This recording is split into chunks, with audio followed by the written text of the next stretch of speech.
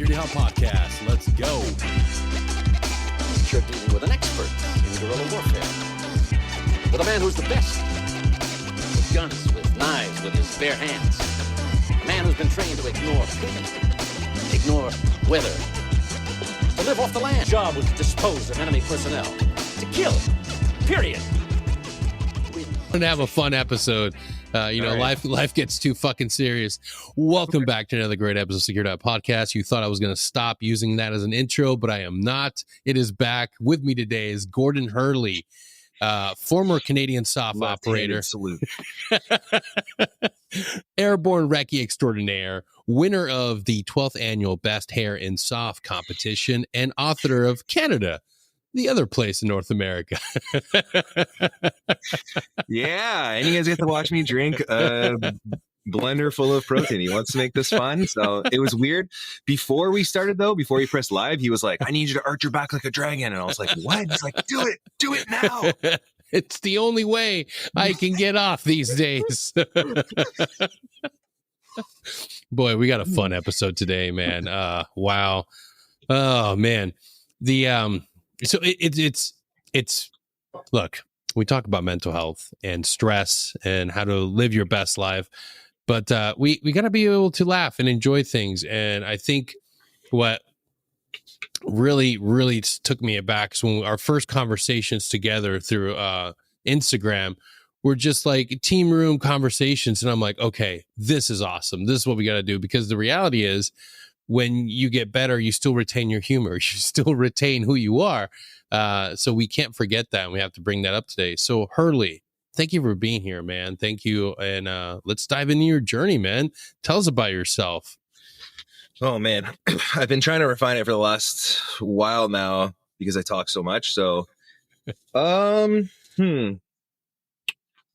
I did just shy of 15 years in the Canadian Armed Forces.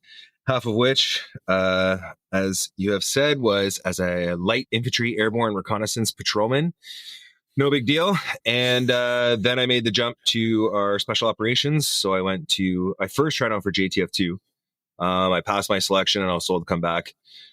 Left me with like a pretty bitter taste in my mouth. But I was really immature, and you don't realize that even only until the last couple of years when I reflected back and been like, no, that is the right decision that they made. Yeah.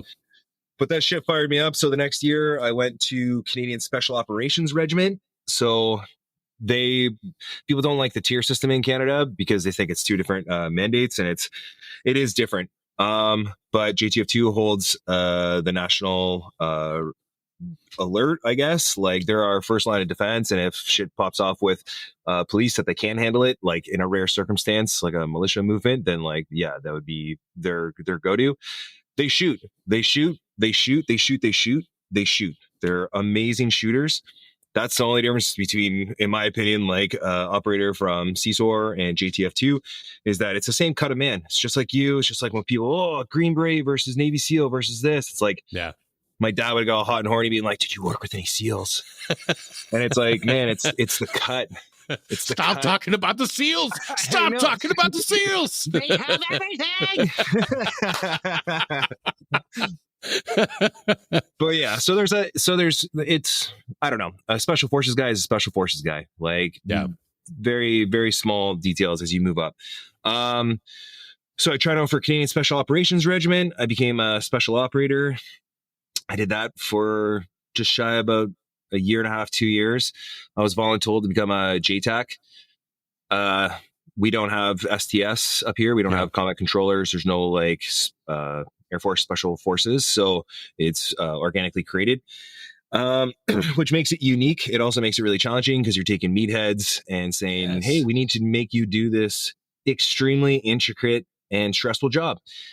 So I did that, smashed it out. It was, it felt like I was doing like a timed ruck march, where it's like when you were in really good shape and you took it on as a competition and you like ran the whole thing and tried to get the best time. It was like that for my brain. It was like, I felt like at the end of a mission, or at the end of even like an exercise and such, it's like, I felt like my nose was going to start bleeding. And I'm like, oh my God. So overload. It was never, people were like, oh, you were good. But it was never comfortable with me. It was a lot of stress. What it did is it kind of gave me the keys to our special operations because a JTAC is a rare commodity. Yep. And I was a nasty little recon honey badger for a long time. No ask, no get. Better to beg for forgiveness than ask for permission, et cetera, et cetera. And when I saw the value of what the position I held, then I kind of put pedal to the metal. And I use it as leverage to be like, yo, I should get that course because like if I'm working with those guys, then like I should probably have parity. And like, yeah, that makes sense. And et cetera, et cetera. So that continued. I did a deployment as a JTAC in Iraq during the Battle of Mosul. That was cool. Just exposure to the other side of the military. So the S functions, like what that is. And there was a big brain drain after Afghanistan within our military, and it got worse and worse. And I found like one of the big ones was any type of joint terminal attack controller knowledge. Still was guys, but very, very few, far in between. So when you have a SOJTAC, like that guy is the subject matter expert, and he's the one liaising with like an American fires officer who has like 40 JTACs underneath him. You should probably be one of those 40 ones, probably near the bottom. And instead you're like, what's up? I'm Gordo. Like, don't look at my rank. Like, look here. I know what's going on. So it really exposed me to the other side of the military where sometimes I really wish I could have just been like the farting dick jokes, cleaning the guns, like shooting at the range and stuff. And instead it's like, okay, you're going to be briefing like the JAGs on stuff, and you're digging into policy and like government policy. Like how can our government interact with NATO? How can they interact with America? And it's like, there's no knowledge going on up there, like at those rank levels. So I saw like it was on us to do. And that is the ultimate why, because I was going on operations. 2, my best friends are going on operations. So like, yeah, this means a lot. And it sucked because like, not only I wish I was back there just hanging out, it was a lot of responsibility to be like, have to grab yourself by the cojones and just like, I need to say this to this major. You know what I mean? And it's like, he's probably not going to like it. And like, oh, he's a tier 1 squadron commander. And it's just like, I was never rude or anything, but like, you're the dude, you're the face of it. And it's a lot of stress. So as we get further in my career and you see operator syndrome, it's like that allostatic load is like, I was a soldier. I chose to be a soldier. I chose to be like more soldiery. I was voluntold to be on the JTAC. So that really accumulated, but I started to see the other side when I knew I was going to exit the military around this time. So around 2017, I started coming up with my exit strategy, and my spouse at the time was American. So yeah, I was married to an American for 7 years. I had a place in Virginia Beach. It really confuses everybody because whenever I talk to people, they're like, why are you here? And what did you do? Yeah. So after that deployment, when I was on break in Virginia Beach, I went to the Honor Foundation. I don't know if you know about them. Oh, yeah. Shout out to the Honor Foundation. Yeah. So I'm a product that they're making. Same. So I owe them so much. And I walked into their office and I read Tools of the Titans on in an OP in Iraq. And at the end of it, he says like, hey, if you're interested in like something, just go ask for a cup of coffee and just go like, go talk to them. And so I did that. And then I found out that like, that's a part of the program. It's like, they want guys to get 50 cups of coffee because it opens them up. So I think I like schmoozled my way in, and that eventually I did it when I released the military. A lot of injuries. Biggest one I would say is a partially detached retina. Went misdiagnosed for about 6 months. The guy said it was just old age and I needed glasses. It was like nearsightedness. And I was like, yeah, dude. Roger that. Sounds good. Yeah. When can I go back to work? Like, is this going to impede me? No, it's not. So, man, I did a full like readiness cycle, like 6 months of the most premier soldiering you can do. And I did that all with a partially detached retina. So I would drive home to our base some days after jumping all day. And it was like an hour and a half, 2 hour drive. And like all of a sudden, lace curtain, it would look like, would go over my dominant eye. And I was just like, well, that's trippy. Okay. And then it would go away like later. And that continued for 6 months.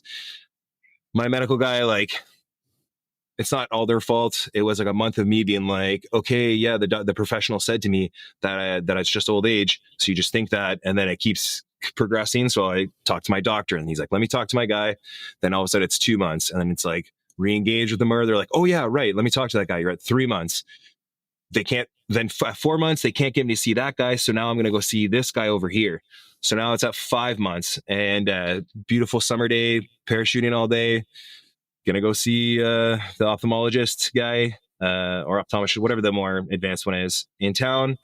Jumped like 5 times that day. Took the big work truck into town. Go in there. This so like a little Indian guy. He's just like backs away. He's like, "Don't be afraid, but this is a medical emergency. I need to call the hospital right now." And I'm like, "Oh fuck, cool." And yeah, he came back in and he was like, "Hey, it's a partially detached retina. You're 0.3 microns, like super small measurement, unit of measure away from having permanent vision loss, because my retina that whole time was ripping off because the ocular pressure was 3 times as this one. So it's just pressure. And this entire time I'm doing like all this like breaching, shooting, heavy weapons, jumping, everything, and working out like an animal, like deadlift, like all that pressure. So he was like, "What are you even doing?" And I was like, "All right, close the door." And he was just like, "You are so lucky you're not blind right now, man." Do you know that suspicious looking door in the stall at the local Denny's? Yeah, he's just like, he thinks he's gonna get a military answer. Just one time I ate 46 hot dogs at Costco. That was it? Sir, this is a medical emergency. Like, what a great day. Fuck, so yeah, dude, that was serious. That took 3 surgeries to recover from. Oof. I made it back. The book I read on my recovery was Fearless, the Adam Brown story.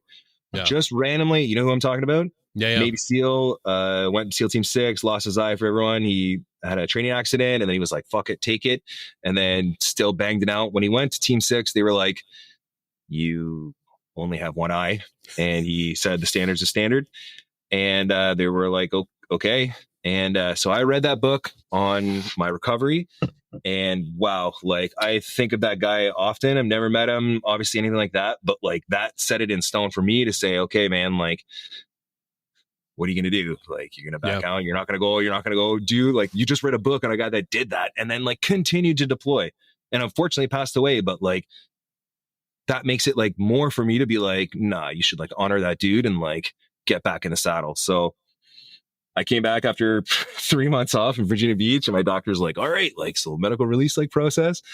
And I was like, "All right, get me back in there." And he's like, "What do you mean?" And I've had a lot of injuries. He was like, "What?"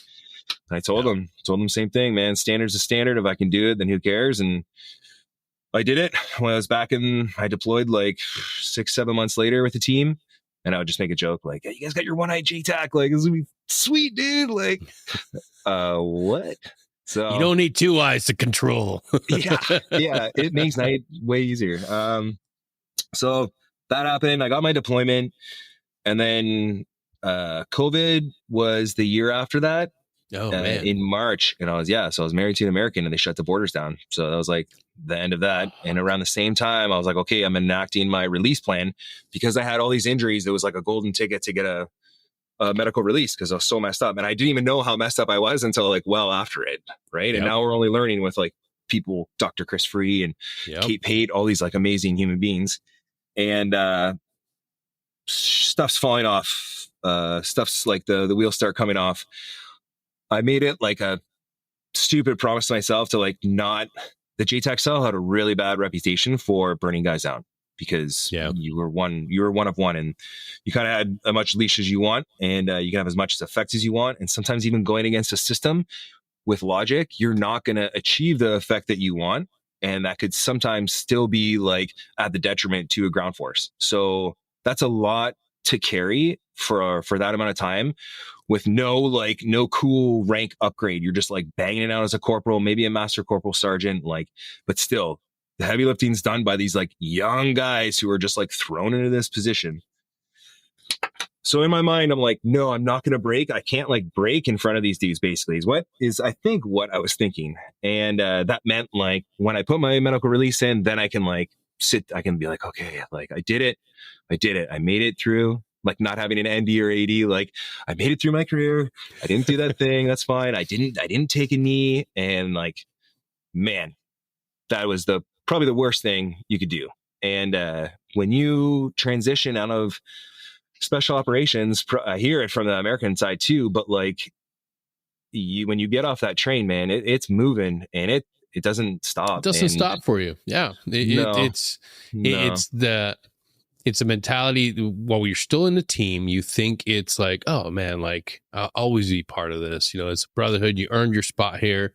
The wheel will continue to move without you. You have to understand that. If you're listening right now and you're identifying with anything that Gordo is sharing, like understand there is a benefit to taking a knee. There is a benefit of getting better, of catching the issues that all of us have talked about and have shared with you over and over. Like you can't just go. I will say that for both of us, our careers, we could have done 20 plus years if we would have stopped. And maybe before we even enlisted, like taking a pause and address some health issues mentally. And then once we're in, maybe periodically stopped and actually got the surgeries. Cause like we all have those stories of like, hey, I didn't want to come off a team. So I didn't say anything about that neck pain. And it turned out to be an emergency surgery 3 years later. Now you got a fused neck, or the hip surgeries, the shoulder injuries that we see from our guys. Your career can flourish. You can still continue if you're willing to pause. And I can say that for even our civilian community members. Like whatever you're doing in your life, whatever job you're into, whatever your profession is, don't just discount the bumps and bruises and pain you're going through. If you have an injury, and they always tell us through training, right? Is it pain or is it an injury? Pain, right. Push through it. You know, we all have to go through that lesson. But if it's an injury, stop, address it, get help. It's hard I think about what I would say to me when I was like 24, 25. Yeah. And it's just like, man, I don't know if that guy would be like, who are you, dude? You know what I mean? Like, I don't even know if that guy's going to be like getting that, but this podcast, there's a lot of information out there. And I heard it yesterday on the Sean Ryan podcast. Shout out to him and Tom Spooner. Yeah. He was a cool guest too. And he was saying that like, there's so many treatment modalities now. There's so many access ports for help and information that it's like negligent on the soldier to take the back seat and victim thing. It's like, damn, dude, like there's no excuse anymore. This isn't, he said 2006, for sure. There was definitely no resources back then, but like, even for some of our younger dudes, like 2016, this information wasn't coming online either. So the more we spread it, like the more destigmatized it gets. And man, I would say take the breaks. And for me, like I never watched my diet. I was always a big boy. I ran half marathons. I was like crushing dudes. It was very strange. It like really messed people up, but it's not good to carry the weight. It's not good. What that does on your joints, cumulative over time, that 20 extra pounds next to the other dude. So take care of your nutrition. I just drank and ate whatever I want and worked out like a beast. But I think to myself, like, what would 20 pounds less over 15 years have done to my body? 20 pounds less forced smashing into the ground, every parachute, blah, blah, blah, blah, blah. Yep.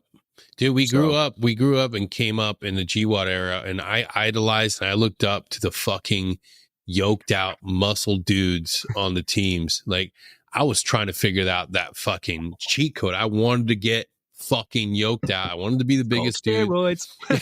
You chase it. You see those dudes and they look invisible. And then it really shifted when you saw like those guys and the muscle injuries, the reoccurring problems. And then the mentality shifted and it all came out with fucking Supple Leopard. When you started seeing these CrossFit dudes, the real hybrid athletes, then you're like, wait a second, you're not getting the injuries that we're getting. You're over there doing this Thor 3 plan and you're fucking crushing life. Like you're doing marathons on the fucking weekend. Like, right. So the culture is shifting. I'm seeing that That's a true model of an athlete and in a warfighter profession. That's a reality of it. You want to be the ultimate fucking dude on a team. Stop trying to chase the fucking weights like you're a bodybuilder. Bodybuilders aren't made to go and to do what you're doing. Stop idolizing that. I think a lot of guys are finally keen into that. When I look at the true soft professionals that I ended up working with and seeing like the shift, it's like, oh, the young men idea, the young men mentality. Oh, I need to be jacked and tan and do all this stuff. No. You got to take into account nutrition. You got to take into account like what your body's going to be demanded to do in combat, run, move, all those complex movements that we weren't thinking about.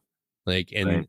nowadays you're seeing it a lot more. So I think the culture shifted, but yeah, for 100% for what we come up with, what we saw, we're like, yeah, I'm going to be fucking jacked and tan. Right. Right. 80% of my muscle mass is in my chest. Yes. Because I mean, you're going to be doing, chest, Bench press benching Monday, in baby. combat. Oh, we're so dumb. Yeah, that's all right. But you live and learn, man. And I think you brought up the other, like a little bit ago, what would your younger self say if you like traveled through time? And I think mine would probably fucking double tap me, two to the chest and one to the head for bringing up any of this information. It's like, you're fucking weak. We're not going to be talking about this stuff. So I'm hoping that the younger generation, the guys, the younger audience members are listening and understanding like, dude, take this advice and take this understanding that this will make you better in all spheres of your life. Like, don't wait till you're in your late 30s and 40s to address all these issues. Then you're fucking having to go through the same shit we went through. Take Right. advantage of our knowledge and start thriving, man. Like survival. Like I know I got used to it. It's like, fuck, come home, drink, repeat. And you're just surviving. It's like, fuck that. Like when you have time to actually live your life, like, Yeah, it's you don't realize. I know a lot of guys who medically released, not by choice, and that's usually the guys that have a really hard time with it. And I guarantee if you could have offered them 5 extra years, even for me, like, yeah, I was like, okay, I have enough injuries and I'm feeling pretty messed up and I think it's time to go, like disgruntled, blah, blah, blah.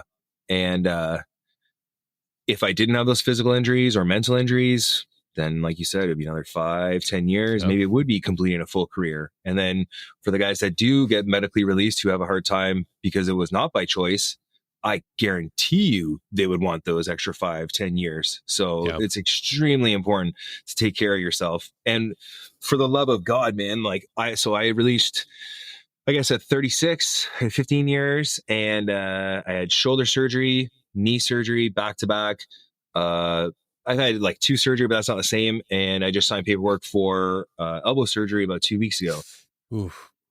I can't and they've been treating that as tennis elbow for 2 years. I don't have a family doctor. Like, welcome to Canada. We don't have a VA hospital. So everyone like physiotherapy, all these people are like, yeah, it's tennis elbow. Let's massage it. And it's like, no, it was loose bone fragments. And it's been like Yep. cutting my elbow the whole time. But no one knew that for 2 years. And, oh God, I'm not losing the start. Let me. Oh, when Don't worry, you this break don't- is brought to you by TBI. Yes. Yes. Shameless plug. Weird syndrome. Get the book. If I knew when I signed that paperwork, I was so upset that day. Like I was extremely triggered. My wife's like, "Damn," she didn't even like know what to say because it's like I've never felt regret with the things I did because I feel it's fair exchange. I got to do the coolest stuff ever, and I volunteered for it. Everything. Do I believe in like equal compensation for things breaking? Like, yes. But I've never felt like, damn, dude, like, what the F? Like, Yeah. I have a hard time picking up my daughter and holding her. I put in for tennis elbow to Veterans Affairs, denied. It's not associated to my service. So I have no funding. So I bought a $150 cast off of Amazon. So like when I do stuff, cause it's 4 to 6 months for this surgery, they don't know when. Like Canadian healthcare system's bad, dude. 4 to 6 months. And I'm like, graphic design is like my new shtick and like videos. So like it hurts a lot. It hurts all day long. It feels like pins and needles. And I know injuries. And it's like in the last 3 weeks, it's like went from it would hurt after if I did a chest or if I did any hard motion, and to now it hurts all the time and it's very sensitive to touch. So I'm like, okay, this is going downhill, and like I need to figure out how to last 4 to 6 months until my surgery to make sure that I can do graphic design at least. So at least, because I'm afraid it's going to get too messed up that when I'm like doing this, I'm not going to be able to do computer stuff. So I'm out of my own pocket buying a arm cast so I hold it in place so I can pick up my daughter and blah, blah, blah. And it's just like, that stuff isn't on, you know what I mean? Like I've been out of the military for almost 3 years, and like I've been in recovery for like a lot of it. And that we're not even, and what does that do mentally to a dude who was like a stud? You know what I mean? Who maybe being a big boy, but would like crush it with the guys. And now you're just like buying cast off of Amazon, man. Like, it sent me for a little bit of a spiral just to like wrap my mind around it. And I've reframed it, and it is what it is. But damn, man, take care of your bodies, guys. Like, fuck, take care of your bodies. But it's important to also like pause in this moment, because I know there's like thousands of veterans with the same experience. And if you don't stop and understand and reframe it, it turns into bitterness, it turns into resentment, turns into anger, hate, and then you're taking it out on your spouse, your friends, your kids. Dude, I understand. And the same organization that you're so angry about that has failed you is actually controlling you with you letting it override your life. Did I have a rough couple days? Did I drink? Yeah. And like, that's normal life, guys. That's normal life. But when I like calmed down and I knew I had to get my frequency right, was meant that like I needed to get this right. And just like Viktor Frankl, like my homie from my homie, the psychologist and World War II concentration camp survivor. Yeah.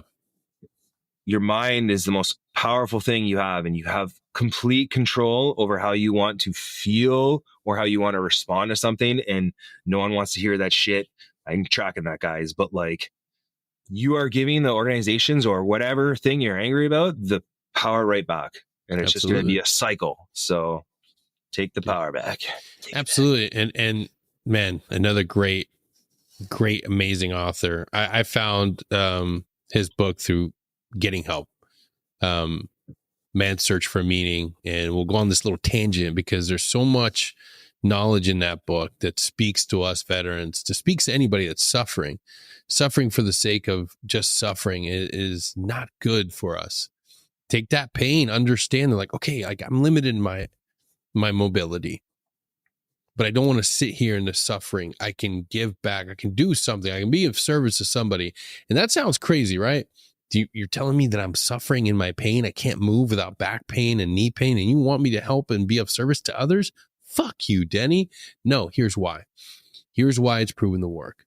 Stop looking inward. Stop focusing on your own fucking journey and the pain and the bitterness and resentment, and turn that outward and look for good. Look for something you can do for somebody else.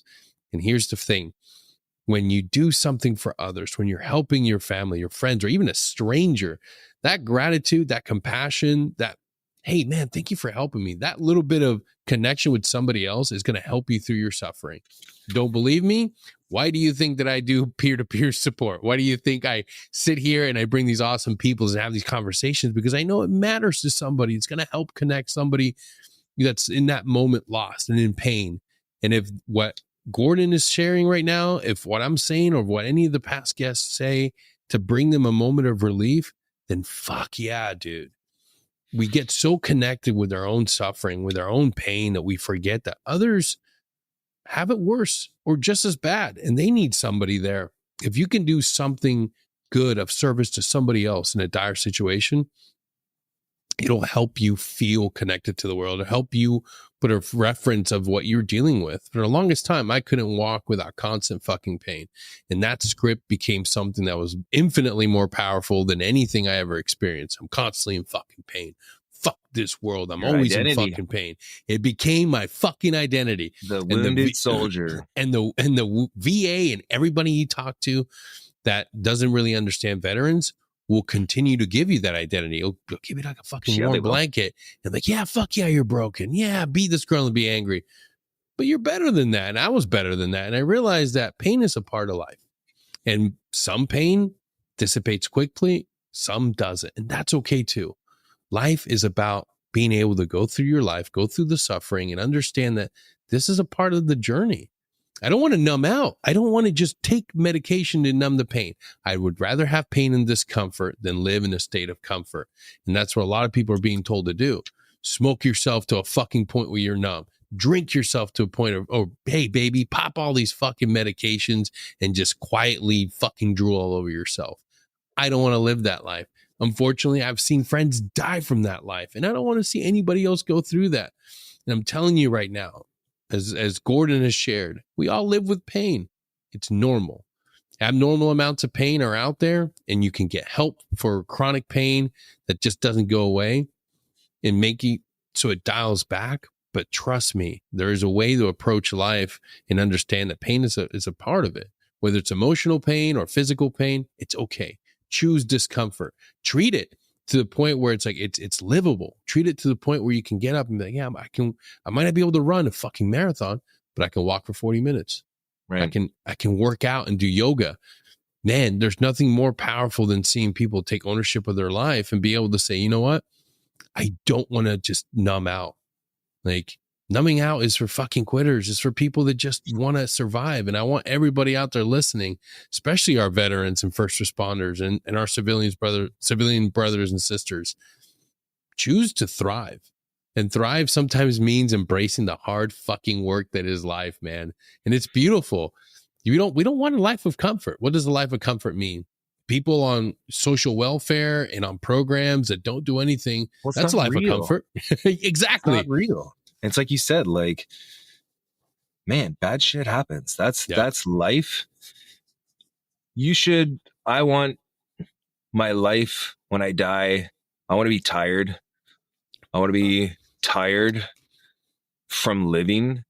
And that includes the highs and lows. I want to be like grandpa's old baseball mitt, just soft, supple leather for hundreds of years of failing and getting up and failing and getting up and failing and getting up. And every time you fail, it's not the same level as it was before. Every time you get up, it's at a higher level from before. And a big thing you don't realize is, like, when you're so focused on everything else, is like you've actually climbed a huge hill or a huge ladder, and your resilience and the love of life, of it all, of the beauty, because a good drama movie, like a good scary movie, it's the same thing. That's life. Everyone wants it. So they're on their phone, they're getting their catered little like Instagram. This is it. These are my ideas. All my friends have the same ideas. Yeah, man, life don't work like that. It doesn't work like that. And when it comes to injuries and doing stuff, like, my company's called All the Way. Shameless plug, but no, please do it. It really is about a lifestyle. It doesn't matter what your injuries are. It doesn't matter what state you are. As long as you're still pursuing 100% of that capability, as long as you are doing all the way as much as you can within your own capacity, that's it. That's it. So buy my t-shirts. Do it now. Yeah. I love that, man. We forget how much we've overcome, resilience that we developed in the military, and it is a gift. And people hear that and like, what the fuck are you talking about? Like, basic training was a kick in the dick. Fucking going to freaking 82nd Airborne was a kick in the fucking dick. Going to selection was a kick in the dick. Deployment's a kick in the dick. Yeah, but it also brought you the greatest moments in your life. You met fucking your best friends. You met teammates. You were able to go on stage at different schools and graduate and receive freaking admiration from individuals within your organization. And you graduated hard courses and you learn to do hard things. And when you get a chance to do those things or show preparedness to your family and friends, like, you get excited because it's a part of you that you wish you could always tap into, and you can. Don't just focus on the hard, painful things you went through and just discount them as being like, oh, there's just horrible parts. No, there's greatness in all those hard things you did. Like, I look back fondly at all that shit. And we'll jump to the transition, is that like soldiers are the worst at being able to apply their skills to how they want to sell themselves to organizations and businesses. And it's like, I had a guy in Africa tell me on a trip to the airport, he was like, well, what are you going to do? And I already had my plan. I was already in talking with Honor Foundation, and I'm like, yeah, I'm going to use the skills here that the S functions of the military are the C-suite of the business class. So like, you just put 2 and 2 together, and I worked that angle for it. But I remember this guy being like, what do you know about soldiering? And like, how is that going to be applicable? And I think about it even more and more and more these days, especially with being a father of like a young daughter, is that being a good soldier means you're a good human being. It means you know the correct and you know the incorrect. There are so many times where I would never think of that thing I did when I was a basic reconnaissance patrolman or an infantier, of doing the right thing, never pass a fault, all these like stupid things you think are stupid. But when you become a regular human being and you go out there, it's like, that's not how the real world works. It's very, very different. Yeah. So you being able to apply those things as stupid as you think they are is like light years beyond what's happening out here within the normal society. So the guys don't realize how powerful. If you were a shit pump, that's one thing. But if you were a good soldier, like, you have so much value. And especially if you want to go in and make some disruption and disturbance within the business sector, everybody can learn. Everybody can learn the stuff you like. Everybody can read a book and go to school and learn. I mean, the things you learn as a soldier, then the hardships and the resiliency and this sucks, but you still stuck it out. That's the things that like separate you, and you'll think it's normal. The business side might be hard, but when it comes to leadership, teamwork, integration, communication, problem solving, conflict resolution, man, that's going to be your bread and butter. Yeah, absolutely. I see it all the time. And that's one of the things I love to do. Talk to guys that are transitioning, purely because it's something that I reflect back all the time. Like, the fear that comes with leaving the military is second to none, man. I can tap into that right now. Just understanding like, oh, fuck, I'm leaving the military. What do I do? Like, how do I figure this out? And then when you reflect back, it's like, holy fuck, like, I was so scared, but I failed to realize like all the things I had done up to that point, like all the things I had done my entire military career, they really did prepare me. Like, you just have to understand that fear is a part of the process. Just factor that in, and then do everything you've done for a deployment. Backwards planning, looking at like all the things like, okay, there is a certain amount of money that you will be getting, whether you're military, medically retired, or you're retiring at 20, or you're ETSing. Factor in all the knowns and then look at all the unknowns and start plugging in factors. Right. And it's mission planning, like typology. I don't know. It's an exhaustive list in the business world, right? Yeah. Where it's like, you just go through everything and you risk mitigate. That is, especially in SOF, super bread and butter, and you'll crush anything you want to do in the regular life. Basic things like, oh, the government needs 3 quotes from whatever vendors.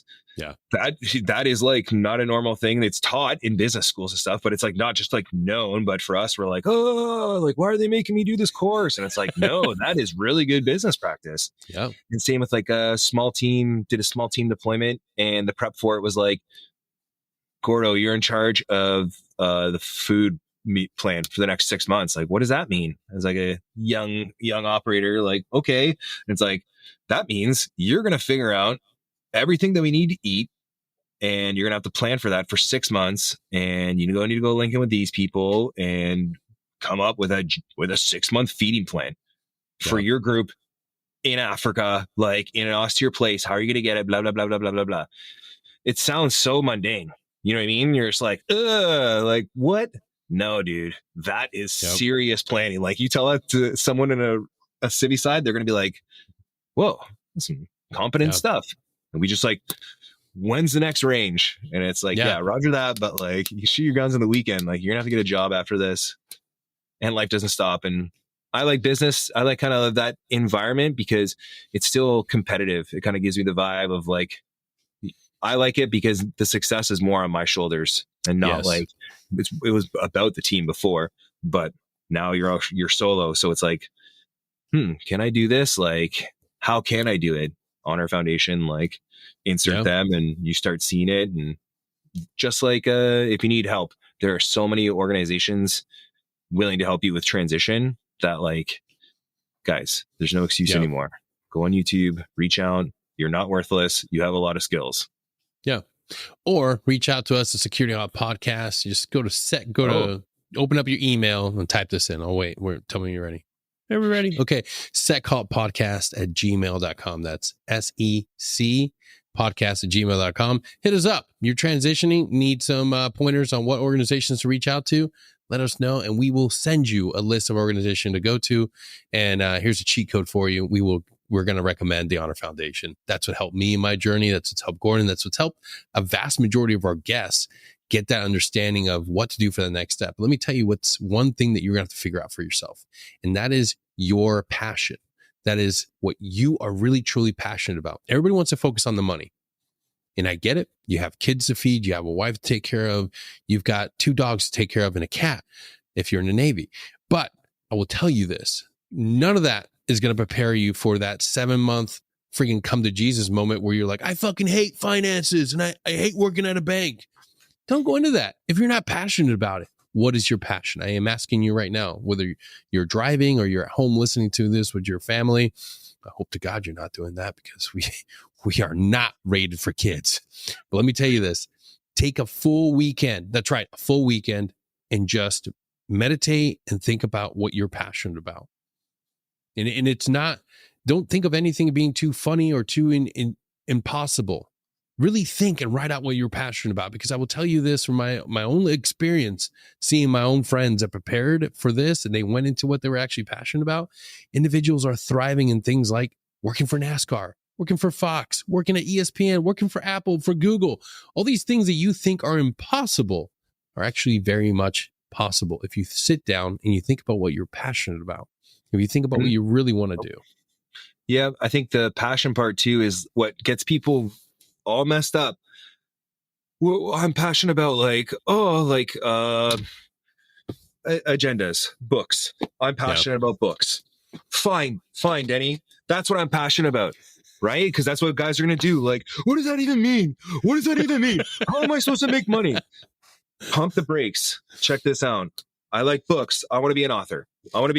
Not saying I can't be an author, but let's just put that out there. Or yes, let's keep it with that. I am not going to get published anytime soon, and I'm exiting the military, and I need a job. Okay, I love books. So, mega goal, I want to become an author. Small time goal, I want to work in that industry. So then you're surrounded by it and you're working with books, and that's what you're passionate about. If you want to become an astronaut, you want to hit me up with that. Okay. Maybe you're 39 years old, exiting the military after 17 years, pretty broken, and are not going to become an astronaut. But you could probably go work for NASA in some way, or you start your own business that like has a small portion of the suit that the astronauts use. And then you are engaged. And that's what Denny's trying to say, is that you have to be, that passion is engagement. And I can say I moved to my location here for real estate because it was cheap. But it's cheap because their social infrastructure is cheap. You know what I mean? And I didn't think about this. And I'm landlocked. I'm not close to the water, so I can't go paddleboarding all the time. But I was so focused on money, and that's fine because that's a big part of being secure as a human being, like money. So it was a good decision. But like now that I'm here and I'm settled, and guys, it will take you a long time to get. I'm still in the transition, and I'm 2.5 years through it. And only now, that's why you're seeing me on podcasts, is that I'm feeling comfortable enough to talk about it. So it's not like just like he got out and things are good, man. It's 2.5 years.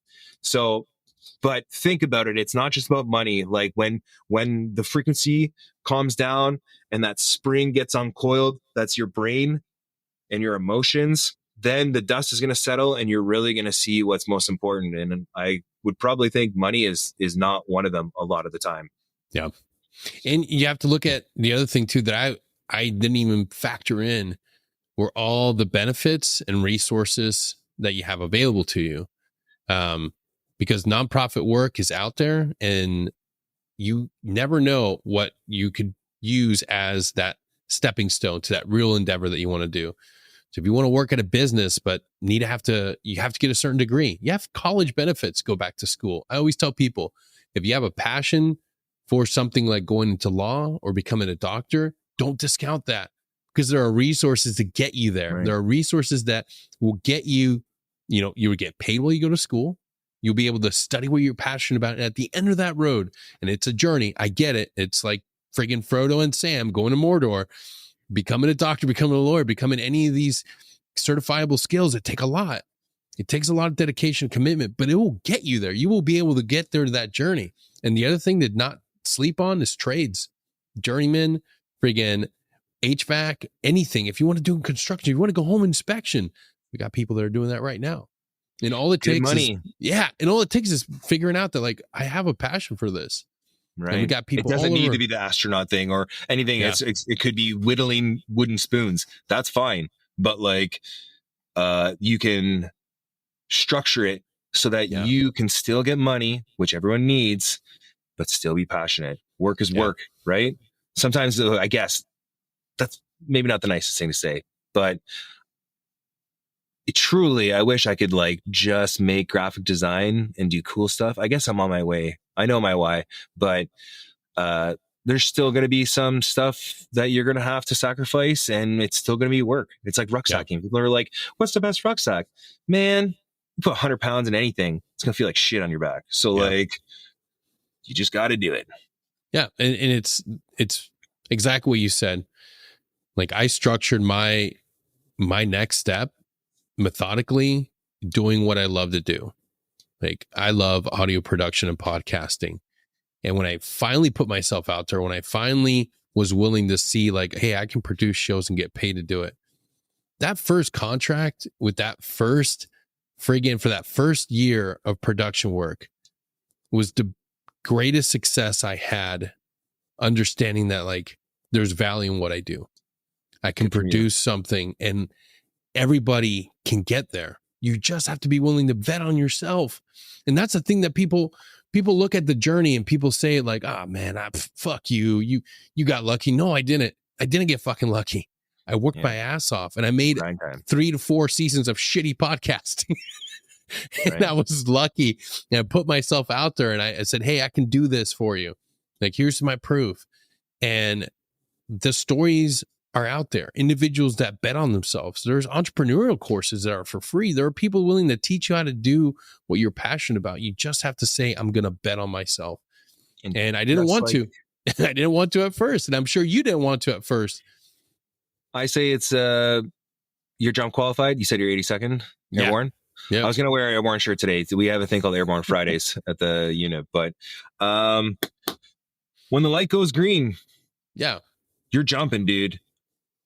When you're about to breach, you're not standing in the door. This is the same thing. You have to commit. And it's the biggest, scariest thing is that unknown. But guess what? You're an airborne soldier, or you've done anything, like you just have to commit. Just commit, turn it off and commit. It's gonna be fine. I had a buddy tell me, because he's doing well, and I have like my little clothing thing and I have a good batch of like ideas, like the roll-on's going to come. Don't worry, guys. But I was like, there's something else. I'm like, why are people doing this? Like, what do you mean? And he's like, man, the difference between successful people and unsuccessful people are the successful people do it. Yeah. That's it. That's it. Just do it. Do it. Yep. It's not it. And like you said, you're going to produce, you're never going to be probably fully happy with the quality if you are a perfectionist, but nonetheless, like, the process is there, and it turns out like, look at you, a beautiful man running his own podcast. You got a nose ring, dude. I'm living my best life. Yeah. and people, you have to be ready when you put yourself out there, especially in this space where you're creating something. Like, don't let somebody else's fear and opinions deter you from your fucking dreams. And move in silence. If you don't have people that are going to back you and you don't have support structure like a family, a wife, kids, move in fucking silence. Like everybody sees Security Hall. Nobody knows. Like very few times people know the other podcasts I produce. And that's fine. And people don't know what I'm doing on the other side because Real G's move in silence. And I'm not going to give away my dream. I'm not going to give away everything I'm working on the backside because motherfucking critics love to fucking, and you see it everywhere. And I talked about this a while ago, a crab mentality. There's a lot of motherfuckers that slide in and they will be there in the background, hoping you fucking fail. Absolutely. Don't give them the fucking info. Keep moving. If you don't have people listening to you that you can vent and share about what your passion and dream is, fucking slide in our fucking inbox. Talk to us. Share with us. Right. The community go to real sources. Yeah. The community is huge. Doing it. Right. Yeah. Deeds, not words. As like you, the last couple of years, that's really, if I could go back and tell myself something when I was a young soldier, it would be to shut the fuck up. 2 years, one mouth, you know what I mean? And when you go into the real world, one, if you network properly, you're going to be surrounding yourself with people that are way better than you. So immediately, like, you're going to be like, oh, okay. And you're going to listen and you're going to understand to listen. And it's way, way better when you listen than talk. Yes. And you'll pick up on things. And it's like, I think Tim Ferriss had he quoted that like a couple months ago, I think, where he was just like, don't tell people your goals. And I used to talk about it all the time to people. Yes. I love talking, man. I love it. And I have this goal and that goal. And it's like, where's the follow through? It's like, if anything, you're wasting time of your life trying to explain this idea when you're not actually doing the idea, and it's not worth it. And things might change. So then all of a sudden you might sound like a person who's just, I'm doing this and doing that and doing this and doing that. What's the alligator closest to you? What's the alligator closest to the boat? Focus, build your plan, and then execute on that. And don't get distracted by everything else that's coming in. Just what's in front of you, piecemeal. And next thing you know, you're running your podcast, etc. And you don't need to tell people it. And it will be way cooler when you drop that shit on them. Yeah, I heard the same thing. And from a psychological standpoint, when you're constantly talking about things, it normalizes the idea and you get comfortable. And then you don't do it. Then you've met these individuals before. I'm going to go to Ranger School. I'm going to go to selection. I'm going to be this. I'm going to be this. And they talk about it. They don't fucking do it. Right. Then there's the cats that motivated you and myself. The guys that said, I'm going to selection. Whoa, what the fuck? Yeah, I'll leave tomorrow. Never fucking, the first dude, never forget it. The first dude from our unit that came back from Iraq and went to selection, Pete, didn't say shit to anybody. Great fucking dude, still doing the thing. That dude came back with us the same time frame. We came back from Iraq, he fucking went right to selection. I'm like, where the fuck's Pete? Oh, he went to selection, didn't say a fucking thing. Showed back up, fucking scuffed up, limping. And then a few motherfucking, the critics, the crab mentality, oh, Pete didn't fucking make it. Then he walks in to come, I fucking made it with his fucking country boy. Like, that's the motherfucking attitude you need.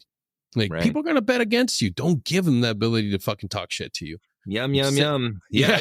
Bring that down. Only keep it in your brain, but you don't need that negativity in your life. And it's, man, people, real G's too, will respect the walk more than the talk. So whatever you need to tell yourself, for me, like I think it was that Tim Ferriss post. It was like maybe 6 months ago, but I knew just, there's a book, Jay Shetty, I think it's called Think Like a Monk. Yes. That book helped me a lot because like thief is the comparison of joy. I don't know if he said that, but comparison is the thief of joy, whatever. When you're comparing people and when you're jealous of people, that's actually like you're holding a mirror up to yourself. And that is a reflection of how you are doing it. And like, you don't need that shit. You don't need that stuff. So let it go. Yeah. Which is another thing that I've seen in our community too. The soft operations, we talk about community and being fucking supportive of everybody. But there's a perfect example. There's a gentleman out there. I'm not going to say his name. I'm not going to say the company, but he's facing allegations of something really bad. And immediately 50,000 fucking pages show up and all these individuals talking shit about the dude. Oh, now he's going to jail for this, X, Y, and Z. I'm like, dude, just 24 hours ago, you were on this dude's nuts talking about his company, how great his products are. And now you're fucking shitting on him because he's a human being. He made a mistake. If he did, I don't know. All I know is the amount of hate that come towards somebody when they're successful is fucking ridiculous. And it's exactly what you said. It's a reflection of your jealousy and everything that you feel inadequate about. It's none of your business or concern how somebody is struggling with life, what they get in trouble for with the law. It's none of your fucking concern. Focus inward in your own journey. Right. Try to be a better person. And why do we chat? Why do we always chat like and that mentality of like, yeah, fuck yeah, you failed, you're in trouble. It's like, fuck, dude. I love it. I see this weird hate now, man, and I see people buried in their phones looking down, and I've changed my attitude. Like, to the right people, I'll be like, hey, man, maybe there's like a different way to view life. Other than that, keep doing that shit, man. Because I know the more people that aren't focused inwards and like pursuing the betterment in their life, like, I don't even want near me. You're not like getting it, dude, that like life is bigger than this. And championing for somebody's downfall. That's just crazy.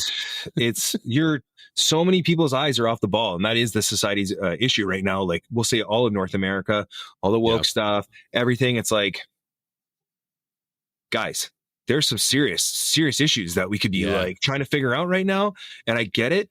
And it's like, you could be whatever you want and do whatever you want. Like in like, as long as you're not breaking the law, but like, there's some bigger things at play right now, and no one cares. No one cares. Yeah. It's just like, no, we're gonna keep going this way, and it's like, man, you guys' eye is off the ball. I feel society now is so spicy. Like, I think about protecting my family, not in a weird way of like, oh, I need lots of guns and stuff, but like, who's that guy from out west? Like 30 seconds out, no one's coming. It's up to you. Like, yo, for real, dude. If you think you can like rely on services, sure, but that shouldn't be your like, it should be self-aid, buddy aid from there. And you're relying on the stuff, and we're seeing like a deconstruction of it, and people are still just keyboard warrior. Look what this guy did. Look what this guy did. And it's like, dude, man, like, do you have a first aid kit in your house? Do you have things that are important to you for your survivability? Like,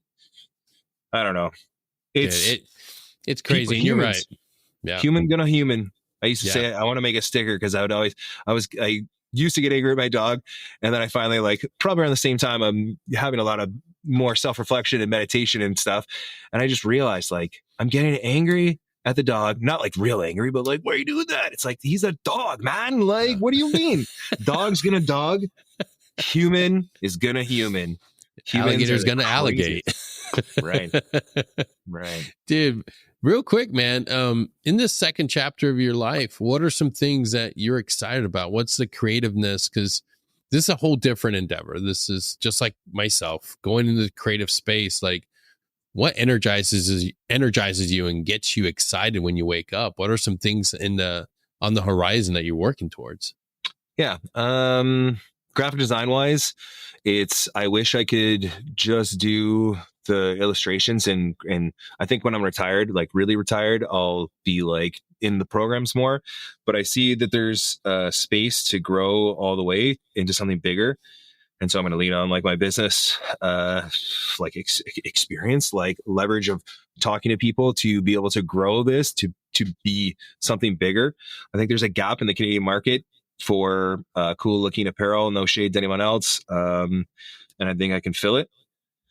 From the veteran healthcare space, man, I am a person of service. I hated that shit when I left the military, where they're like, you're a servant leader, blah, blah, blah. I was so angry at the military and so angry at the institution. I never want to be in servitude to anybody ever again. Yeah. And I'm a big fan of working with people. I don't want to work for people. Like, I don't care what company you are, how big you are. Like, that might change if you offer me $1 million, but like, you get it. Like, I feel like the military kind of burned that bridge for me, where I have such distrust of that.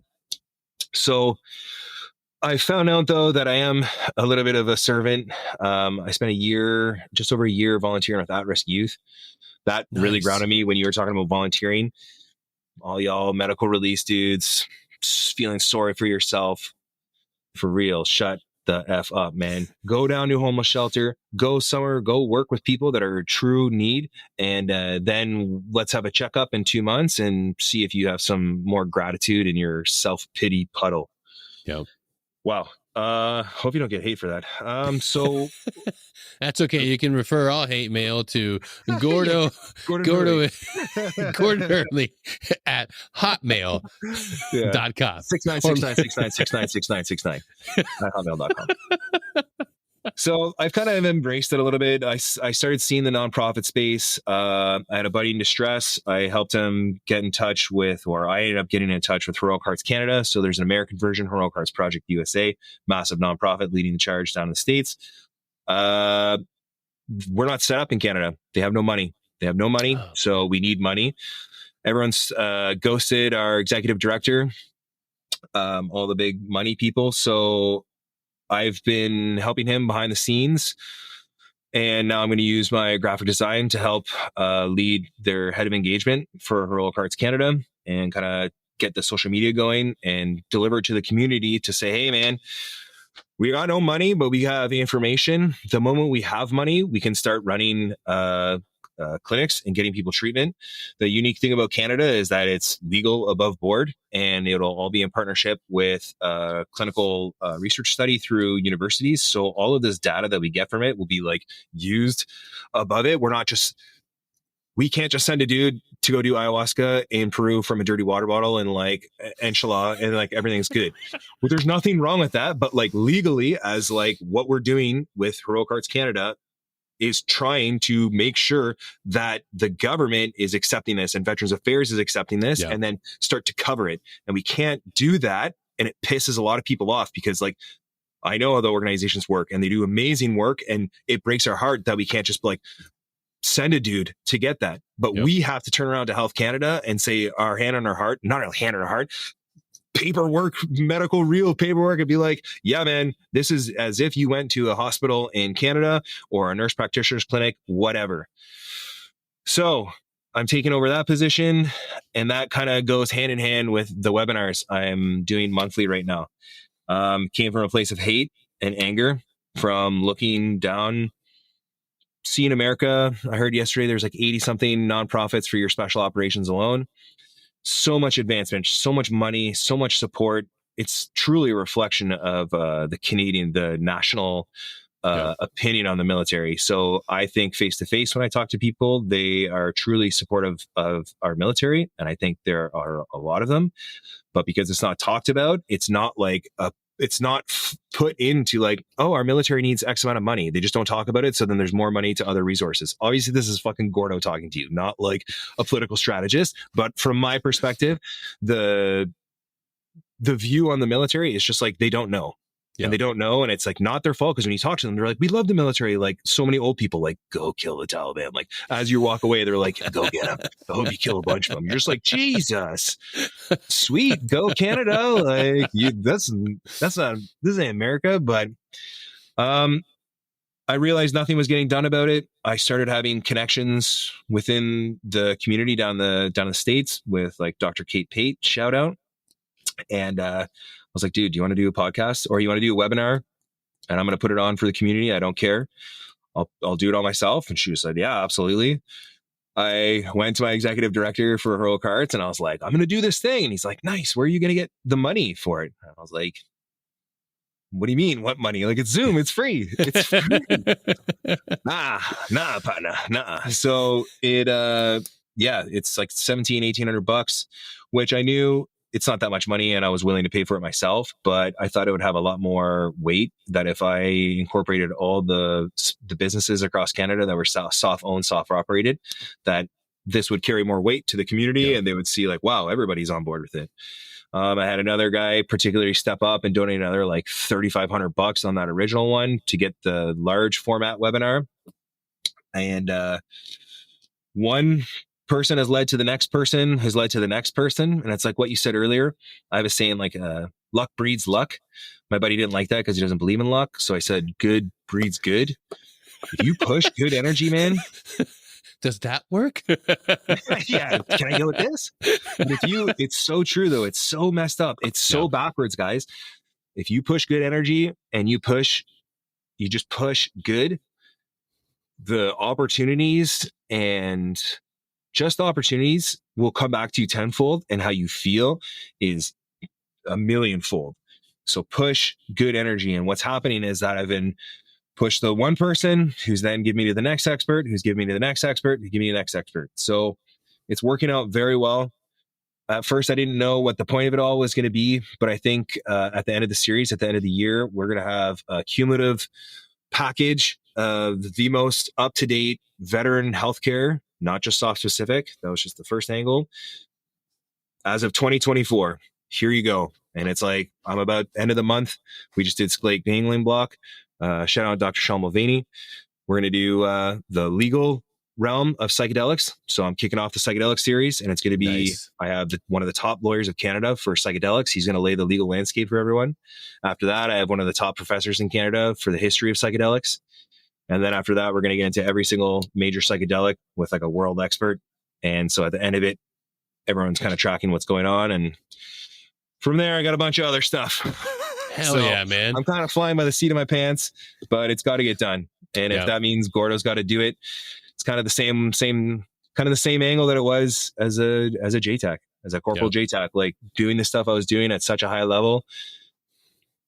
You can do it. Guys, you can do it. If Gordo can do it, you can do it. Just put your mind to it. Damn That's straight. Airborne. Yeah, Gordon, thank you so much for being here today, man. One more time, what are your social media handles so people can follow you? Yeah, look for All the Way. And just look for All the Way, man. I don't know. I should have had that canned. You're the first time someone's asked me that. Damn it. Don't worry. I don't know if it's like a.t.w.est. And I'm just like... That's okay. Gordon may have shit to bet on this. But I did Honor Foundation. Look what it did for me. At the end, post-production, I will add all his handles in this episode description. So pause right here. Go to the description. Okay, now that you're looking at it, click on all those links. Follow Gordon. Follow his webinars because they're going to bring greatness. It doesn't just apply to Canadians. It applies to us as well. Right. And we're going to talk after this to figure out how we can generate more traffic to Heroic Hearts Canada. To all you out there listening, I hope you enjoyed this episode. Please take care of yourself and your families. And remember, we get through this together. Until next time, take care, and we'll see you all.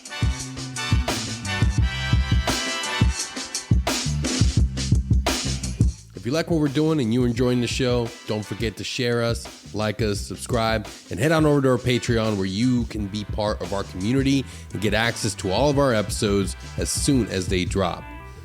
And remember, we get through this together. Take care.